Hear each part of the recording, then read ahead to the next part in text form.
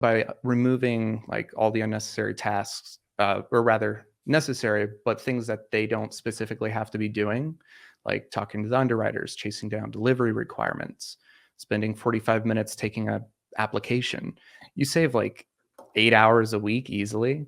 And you Mhm. can, with that extra workday, you can invest it in yourself. You can get coaches. You can uh, get further expertise. You can figure out how to provide more value to your clients. And I don't know, maybe you could even spend time with your kids and not miss them growing up.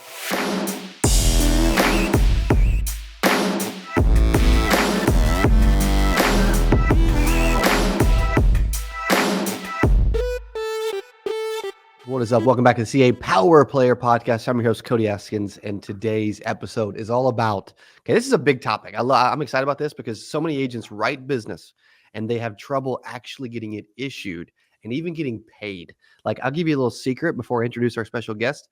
We had somebody on one of our Ultimate Agent shows.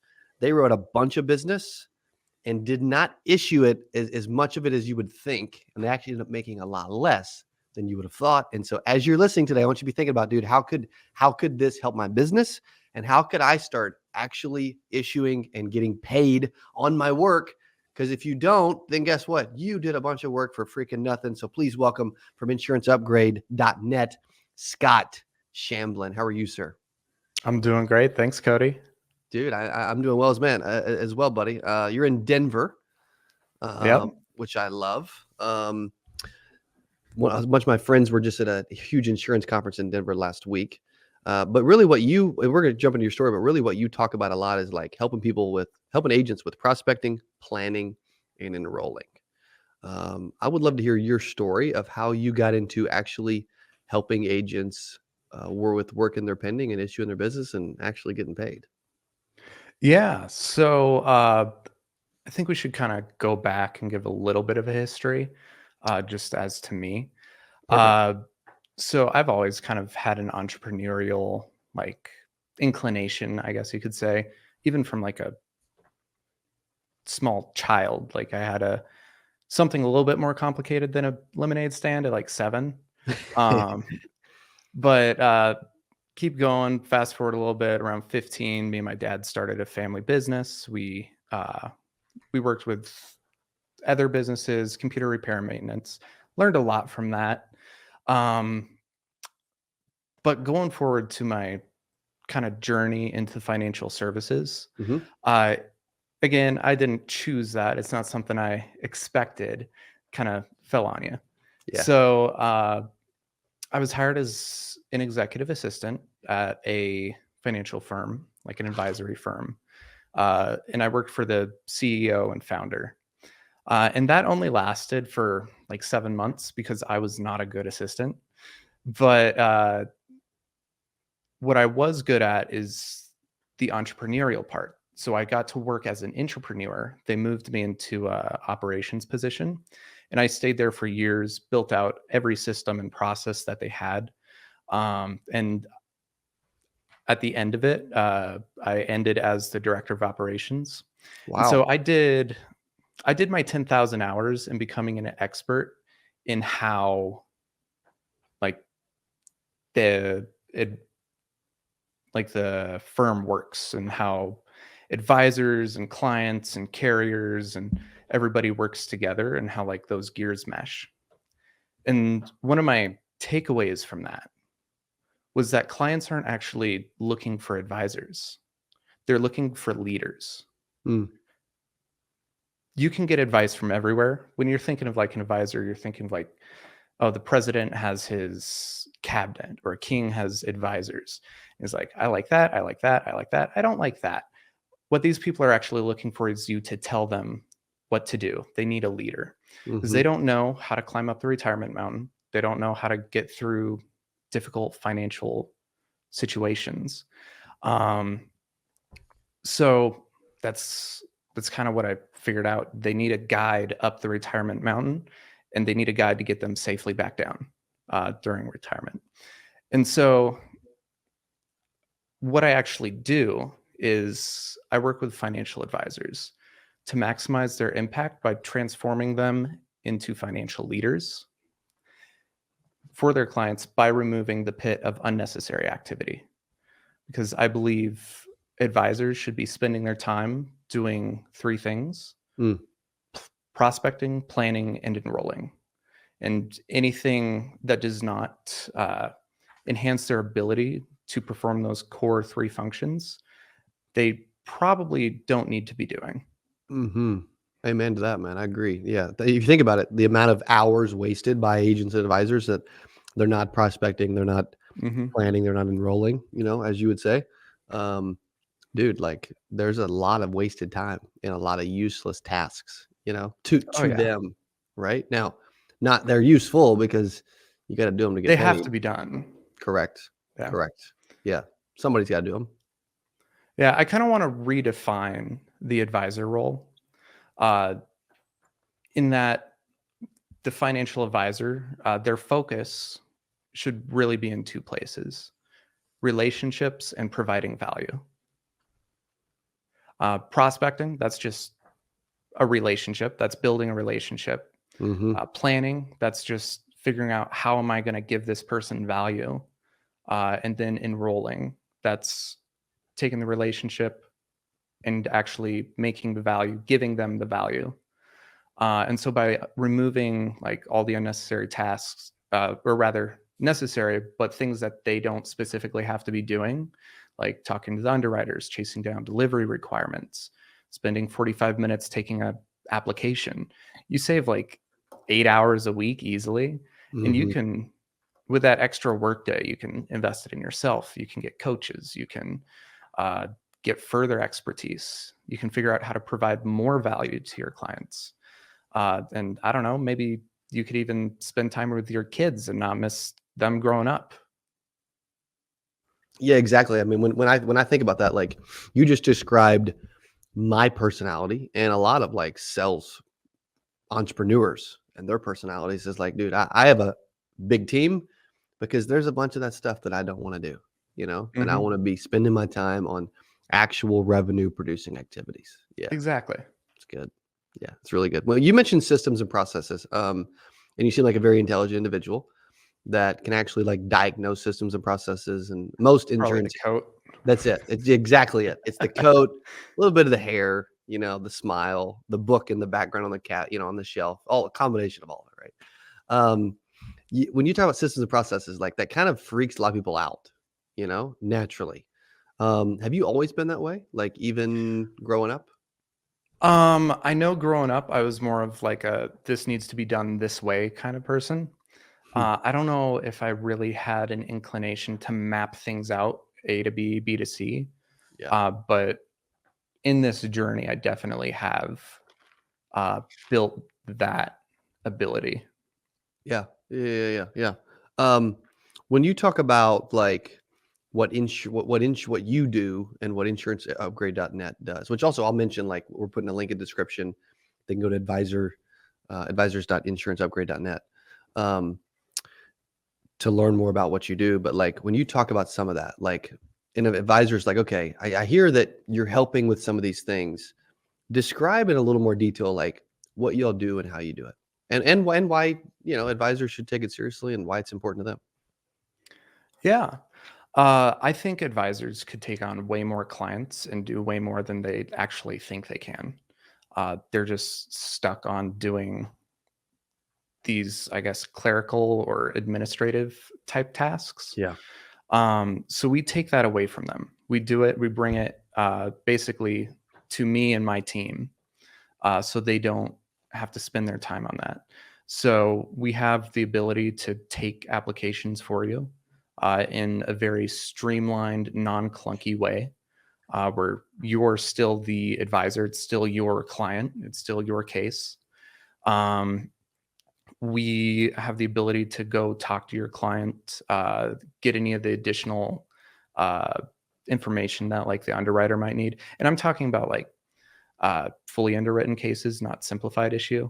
Right. Um, so we have all these tools available to us to actually take that work off of the advisor, which it can bring an hour and a half meeting down to like 45 minutes. Mm. without sacrificing the client relationship and providing better customer service.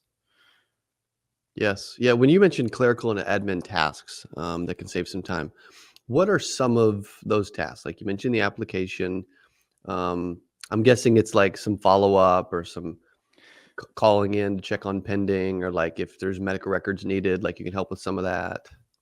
Yeah, so we all want our cases to get approved quickly. I want them approved basically from the time I submit it. Yep. But sometimes True. it takes longer for bigger cases. Like I usually, when I'm personally writing, I usually do $1 million uh, death benefit cases, which those Yes. are a little bit more than like your typical case that an agent's doing. And that takes longer. That can take weeks. I've seen it take months. And one of the things you have to do is like follow up with the carrier, follow up with the underwriter. And you have to do that constantly, be the squeaky wheel. So we are that squeaky wheel. Also, just tracking down like requirements. Sometimes it's clarifying things, ordering those APSs. We have a really good relationship with an APS vendor, so Mm, medical records, uh, love it. where their representatives are actually compensated on how quickly they can obtain those medical records. So it speeds things up very quickly. That's huge. Yeah, I mean, on that note, I want to jump in there too because like getting cases issued fast is like super important. Speed's important. Mhm. Like you mentioned, yeah, we always want it. Well, we want it immediately. But would you say that like by having someone, whether it's you or an assistant or like someone helping with these tasks, right, that the average case would issue weeks faster than the average agent or advisor getting busy and like not paying attention to it and it dragging out for 3 6 months? Definitely goes significantly faster. There's always a straggler, Sure. but in general, it goes a lot faster.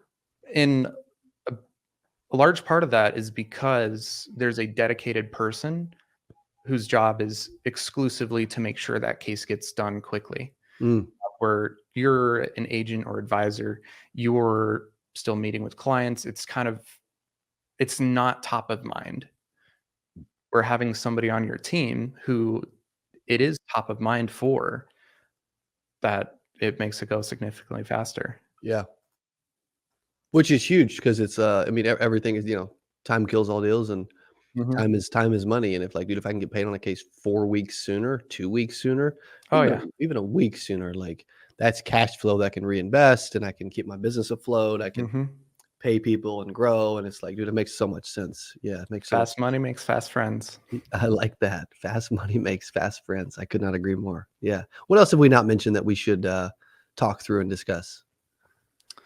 Um, you know, I think a big piece of, being successful in this industry is being a good leader for your team.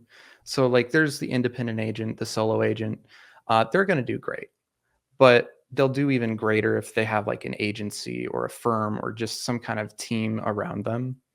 And so I guess kind of building a team Mm, might be a good topic, it's great. uh, which is something I love. I love hiring people. I love training them and empowering them. And uh, Why do you enjoy that so much? Because there's so many people that do not enjoy those things at all.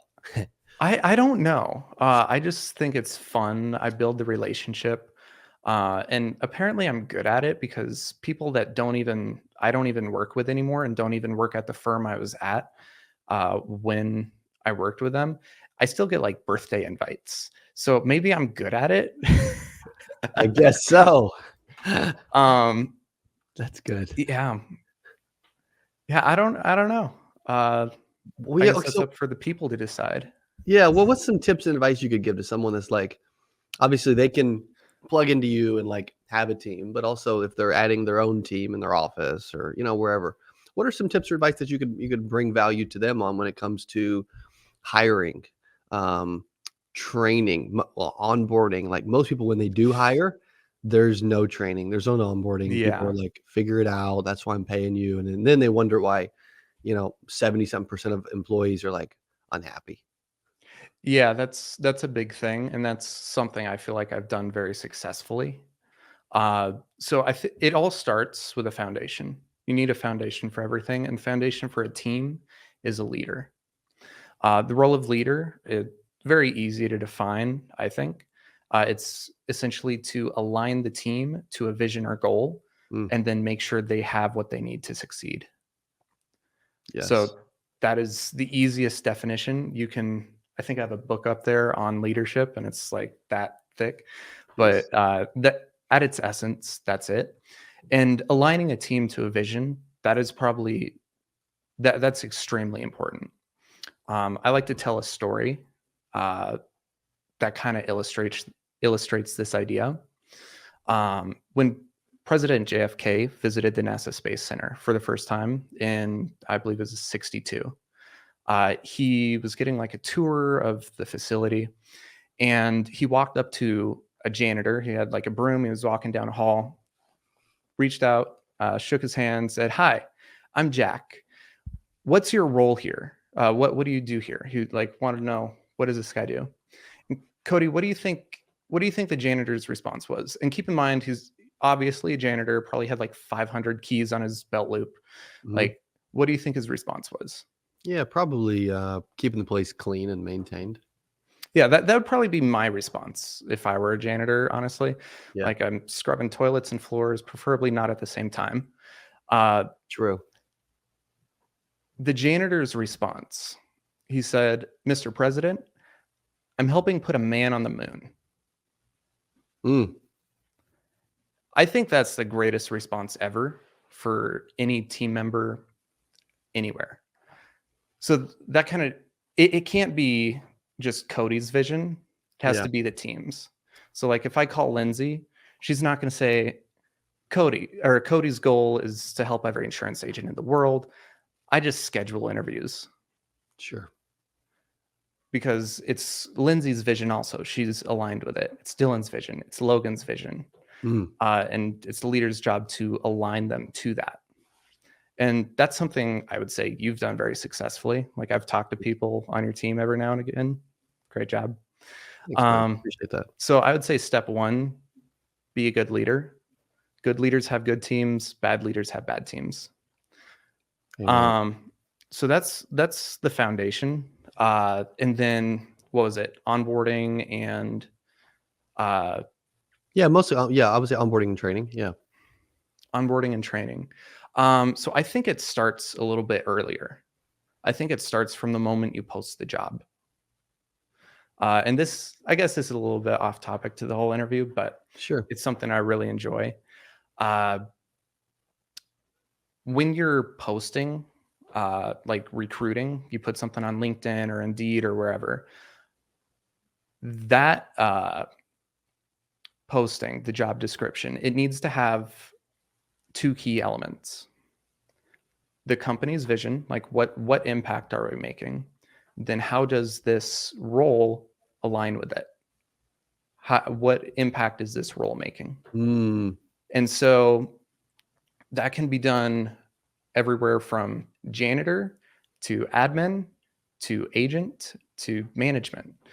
Um, and just bake it into that whole role. So that way, when you actually talk to the person, you're interviewing them.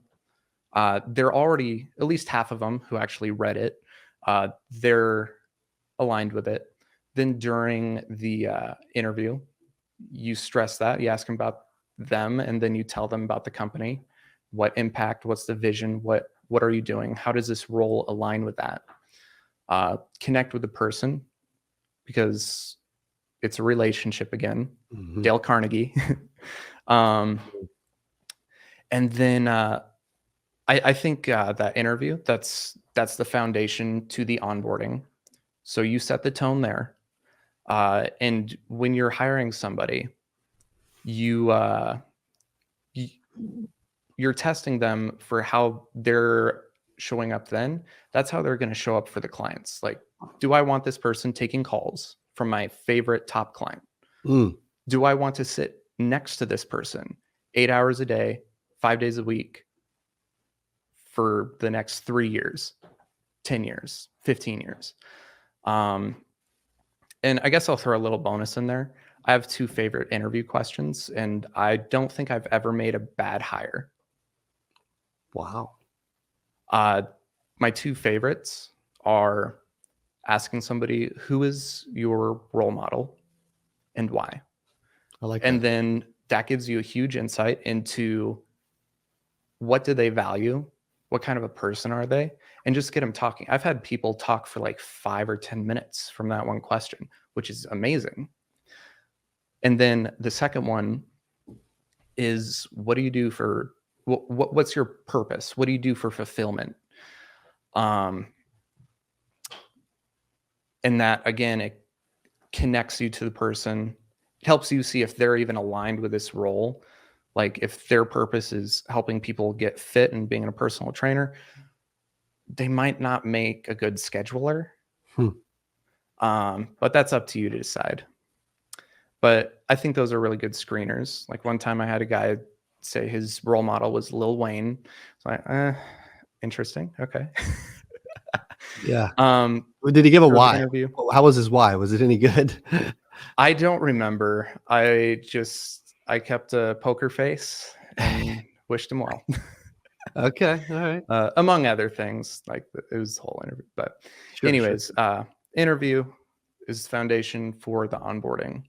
Yeah. And actually setting time aside to create some sort of onboarding curriculum, even if it's like half a day or a day. Mine was 2 days, teaching them like this is the team, this is what they do, these are the processes, here's how you access things, this is how you solve problems, this is how you find answers. One of my favorite things when onboarding, which is what I was told when I was first onboarded years ago at that firm, was never be afraid to ask a question, because it's better for you to ask a question and even ask it 10 times and you do that task right than for you to not do it at all and it just falls through. True. So setting all of that up, setting it up in like a domino, and each thing builds on the other. That's pretty much how you do it successfully. That's good, man. There's been some good nuggets in this today. This has been awesome. If someone's curious about, like, okay, what can insurance upgrade do for me? Talk through that one more time, and then tell them where they can go to schedule a call and learn more. Yeah. So basically, how I start talking to people is I have a 3-step system. Don't worry. Your first thing is to just call me. We'll talk. I make a promise to everybody I talk to. Okay. Essentially, during our conversation, if I don't think that I can provide you value, I'm just going to flat out tell you. Because if I don't think I'm going to massively impact you and improve your life and your business and your team, I'm not going to be able to work with you. I don't want to string you along. I'll tell you. But if I can, I'll also tell you. So there's no question there.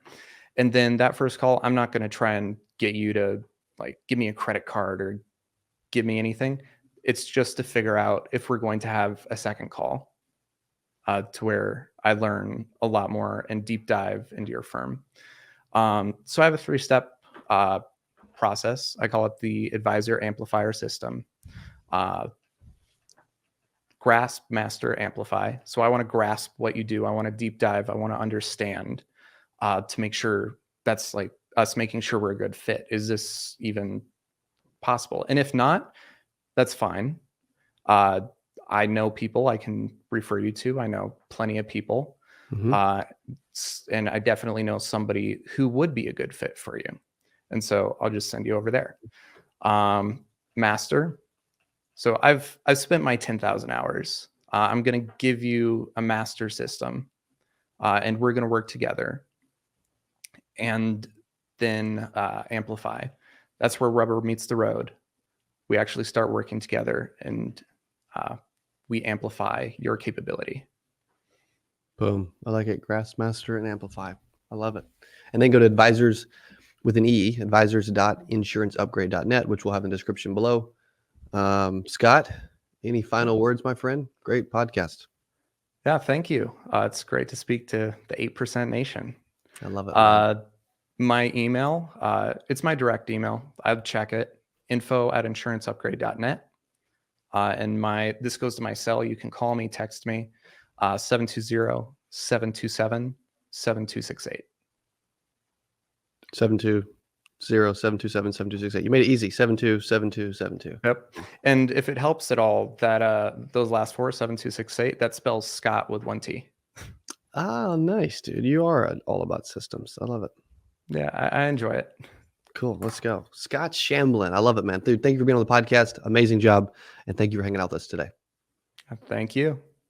Okay. Thank you, Scott. Thank you guys for hanging out and listening to our Power Player podcast. We will see you on the next episode. Adios. Hey, if you enjoyed this, I got another one you're going to love. It's right there. Click on it. See you in there. I'm so excited for today's CA Power Player podcast. I'm your host, Cody Askins. We got a special guest. He is back on the channel talking about how to sell life insurance from home. Here's what I love about this person. Okay, I'm telling you, this will be one of the best.